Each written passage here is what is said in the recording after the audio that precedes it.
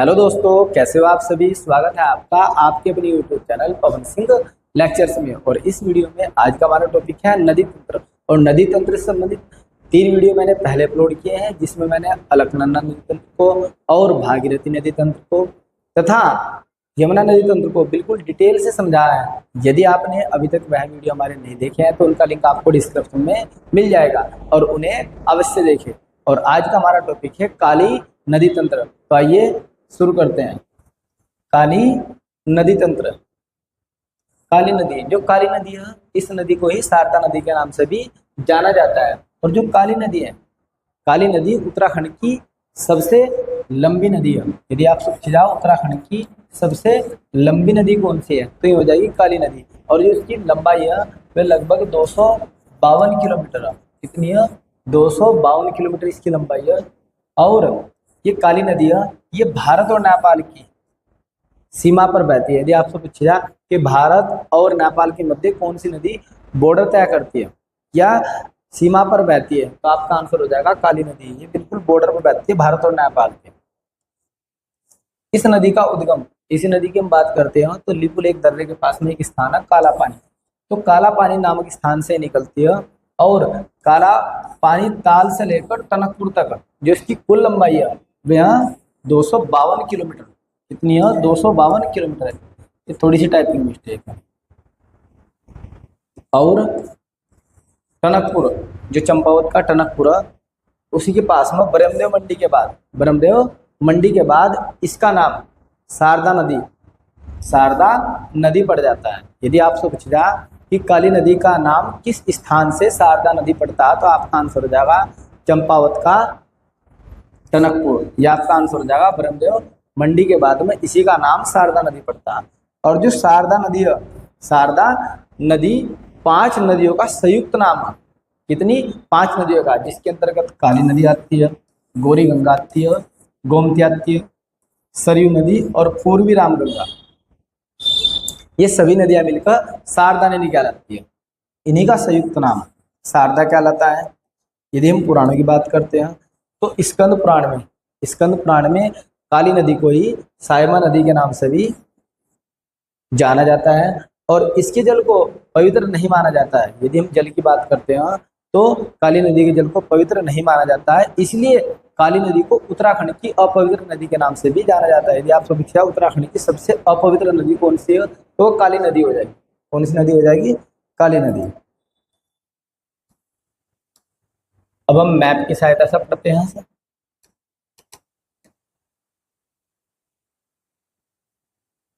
ये काला पानी से निकलती है लिपुलेख दर्रे के पास में। यदि हम लिपुलेख दर्रे की बात करते हैं तो ये भी दर्रा बहुत ज्यादा प्रसिद्ध है, क्योंकि लिपुलेख दर्रे से ही होकर मानसरोवर यात्रा गुजरती है। कौन सी? कैलाश मानसरोवर यात्रा इसी दर्रे से होकर गुजरती है।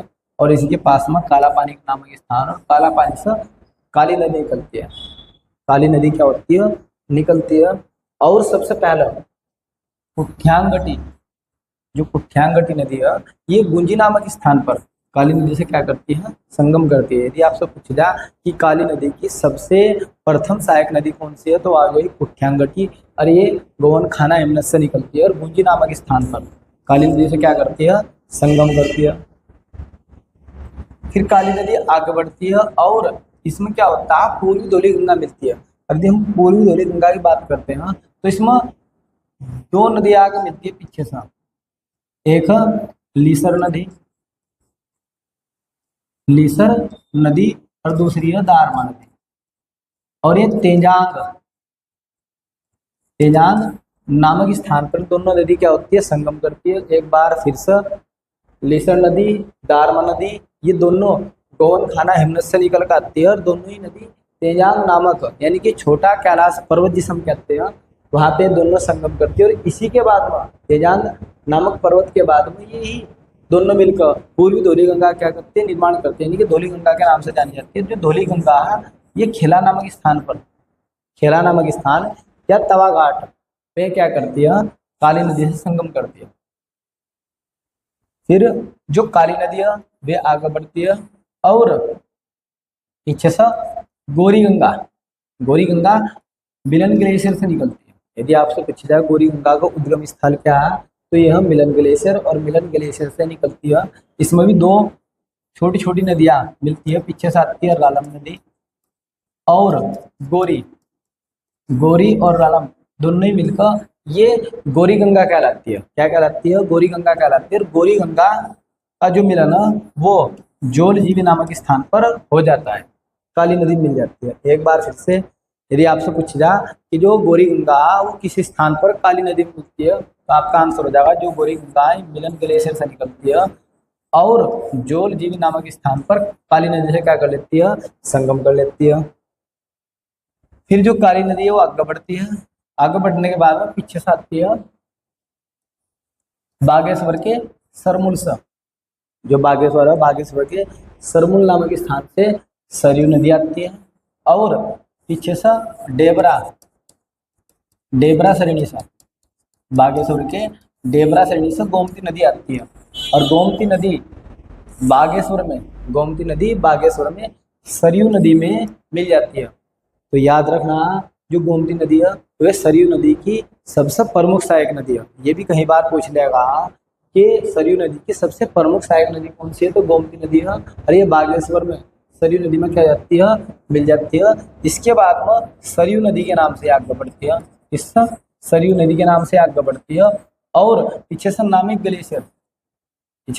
ग्लेशियर से पूर्वी रामगंगा, या तो हम कह सकते हैं पोंटिंग ग्लेशियर या नामिक ग्लेशियर, सब पूर्वी रामगंगा निकल कर आते हैं। जो पूर्वी रामगंगा ये रामेश्वरम में, वेरी वेरी मोस्ट इंपोर्टेंट, कई बार पूछ लेगा कि जो पूर्वी रामगंगा वो किस स्थान पर सरयू नदी में मिलती है, तो ये रामेश्वरम, वहाँ पर रामेश्वरम नामक स्थान पर सरयू नदी में क्या जाती है? मिल जाती है, सरयू नदी में संगम करती है। और इसके बाद में जो सरयू नदी है, कौन सी नदी? सरयू नदी पंचेश्वर नामक स्थान पर काली नदी में क्या कर लेती है? संगम। यदि पूछ जा कि सरयू नदी काली नदी में किस स्थान पर संगम करती है, तो करती है पंचेश्वर नामक स्थान पर। यदि हम सरयू नदी की बात करते हैं, सरयू नदी ना काली नदी की सबसे प्रमुख सहायक नदी है, सबसे प्रमुख सहायक नदी।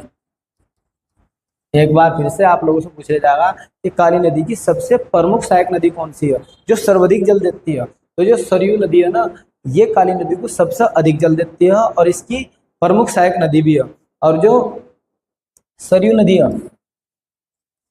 नदी ये कुमाऊं की सबसे पवित्र नदी मानने गई है। यदि आपसे पूछ ले जाए कुमाऊं की सबसे पवित्र नदी कौन सी है, तो वह सरयू नदी है। क्योंकि इसी नदी के तट पर 1921 में जो कुली बेगार प्रथा होती है, इसका क्या किया जाता है? अंत किया जाता है। और कुली बेगार प्रथा से संबंधित जितने भी रजिस्टर होते हैं ना, वे बागेश्वर की जो सरयू नदी है इसी में क्या कर दिए जाते हैं? बहा दिए जाते हैं। इसलिए सब पवित्र नदी माना जाता है। यह उत्तराखंड की सबसे पवित्र नदी भी है। यदि आप सब पूछा उत्तराखंड की सबसे पवित्र नदी कौन सी है, तो काली नदी है।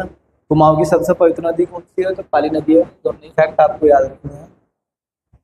फिर जो काली नदी है वे आगे बढ़ती है और इसमें लोहावती नदी, छोटी सी नदी है लोहावती नदी, जो मटियानी नामक स्थान पर काली नदी में क्या कर लेती है? संगम कर लेती है।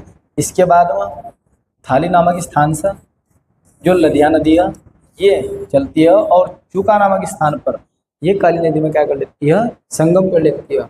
और जो लदिया नदी है ये काली नदी की अंतिम सहायक नदी है। आप लोगों से पूछ ले जाए काली नदी की अंतिम सहायक नदी कौन सी है, तो हमें कौन सी हो जाएगी? लदिया नदी। ये काली नदी की अंतिम सहायक नदी है और ये चूका नामक स्थान पर काली नदी मिल जाती है। फिर चंपावत में इससे आगे बनबसा बैराज पड़ता है। क्या पड़ता है? बनबसा बैराज। और बनबसा बैराज के बाद में यहाँ से दो भागों में बढ़ जाती है, एक में शारदा नहर और एक में महाकाली नदी या काली नदी ये बढ़ जाती है और नेपाल की ओर निकल जाती है। काली नदी की सहायक नदी कुठ्यांग नदी की बात करते हैं, ये काली नदी की प्रथम सहायक नदी है। काली नदी की प्रथम सहायक नदी। उद्गम कहाँ से होता है? जक्सर श्रेणी के पश्चिमी ढाल से गोवन खाना एमएसएस का उद्गम होता है। और यदि संगम की बात करते हैं तो गुंजी नामक स्थान पर यह काली नदी से क्या करती है? संगम करती है। और इसकी प्रमुख सहायक नदी की हम बात करते हैं तो हो जाएगा संग, चुमना, थुमका, नीलकुट, ये इसकी सहायक नदी है। पूर्वी धौली गंगा, यदि हम पूर्वी धौली गंगा की बात करते हैं तो पूर्वी धौली गंगा दो शाखाओं के रूप में निकलती है, एक है लीसर और एक है दारमा। इन दोनों नदियों का जो उद्गम है वो भी गोवन खाना हिमनद से होता है, और तेजांग तेजांग यानी कि छोटा कैलाश नामक स्थान पर ये दोनों नदी आपस में क्या करती है, संगम करती है, और इसके बाद में यही दोनों नदी पूर्वी धौली गंगा के नाम से आगे की ओर बढ़ती है, आगे की ओर बढ़ जाती है। पूर्वी धौली गंगा काली नदी में संगम करती है, और किसी स्थान पर, खिला नामक स्थान पर पूर्वी धौली गंगा काली नदी से क्या करती है, संगम करती है। पूर्वी धौली गंगा की जो कुल लंबाई है वो कितनी है, 91 किलोमीटर इसकी लंबाई है। फिर था गौरी गंगा। गौरी गंगा का जो उद्गम स्थल है वो मिलन ग्लेशियर है, मिलम ग्लेशियर। और यदि हम संगम की बात करते हैं तो ये जोलजीवी नामक स्थान पर, जोलजीवी नामक स्थान पर काली नदी से क्या कर लेती है, संगम कर लेती है। गौरी गंगा दो नदियों से मिलकर बनती है, जिसमें गौरी व रालम यानी कि सुनकलप, रालम नदी को बोलते हैं सुनकलप। और यदि गौरी गंगा की लंबाई की हम बात करते हैं तो 104 किलोमीटर इसकी लंबाई है। नेक्स्ट सहायक नदी, इसकी सहायक नदी है रामलगाड़, मादकानी, गोनखा गाड़, ये इसकी सहायक नदी है। तथा सरयू नदी, यदि हम सरयू नदी की बात करते हैं तो सरयू नदी काली नदी की सबसे बड़ी सहायक नदी है। यदि पूछा जाए काली नदी की सबसे बड़ी सहायक नदी कौन सी है तो ये सरयू नदी है, जो सर्वाधिक जल लाती है। उद्गम स्थल की बात करते हैं तो ये बागेश्वर के सरमुल यानी कि झुंडी नामक स्थान से निकलती है, उद्गम होता है इसका। यदि हम संगम की बात करते हैं तो 146 किलोमीटर प्रवाहित होने के बाद यह पंचेश्वर के निकट काली नदी से क्या कर लेती है, संगम कर लेती है।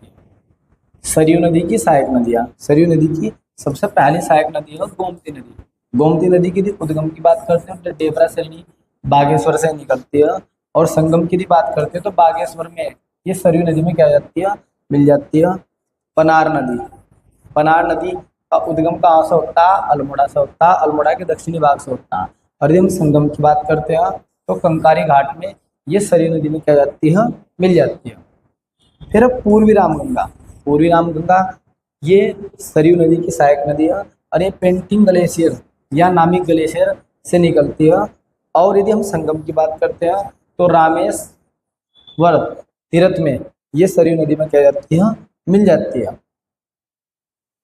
और इसकी सहायक नदी की हम बात करते हैं पश्चिमी पूर्वी रामगंगा की, तो इसकी भुज पात्री गाड़, गातिया और काला पानी गाड़, बेरल गाड़ पूरी रामगंगा की सहायक नदियां हैं। लास्ट लधिया नदी, जो लधिया नदी है यह उत्तराखंड में काली नदी की अंतिम सहायक नदी है, काली नदी की अंतिम सहायक नदी है उद्गम। यदि हम उद्गम की बात करते हैं तो अल्मोड़ा नैनीताल के मिलन बिंदु, जहां अल्मोड़ा और नैनीताल मिलते हैं, मिलन बिंदु पर स्थित एक स्थान है जिसका नाम है गाजार नामक स्थान। इस स्थान से निकलती है, और चुका नामक स्थान पर, चंपावत के चुका नामक स्थान पर यह काली नदी में क्या जाती है, मिल जाती है। काली नदी आगे बढ़ती है और बनबसा बैराज पहुंचती है। बनबसा बैराज चंपावत में स्थित है, और इसी बैराज से जो काली नदी है वे दो भागों में बढ़ जाती है। कितने भागों में, दो भागों में बढ़ जाती है, एक शारदा नहर और एक महाकाली नहर। चंपावत में काली नदी पर ही बनबसा बैराज स्थित है, और यहाँ से शारदा नहर निकलती है जो उधम सिंह नगर से होकर उत्तर प्रदेश पहुँच जाती है। और इसी शारदा नहर पर खटीमा के आसपास, खटीमा के निकट लोहिया हैंड जल विद्युत परियोजना स्थित है। यदि आपसे पूछा जाए कि लोहिया हैंड जल विद्युत परियोजना किस पर स्थित है तो ये जगह शारदा नहर। वेरी मोस्ट इम्पोर्टेंट, ये क्वेश्चन एग्जाम्स में बन चुका है। लोहिया हैंड जल विद्युत परियोजना किस नहर पर स्थित है तो शारदा नहर पर स्थित है। फिर आता महाकाली जो नहर, यह नहर नेपाल की ओर निकल जाती है।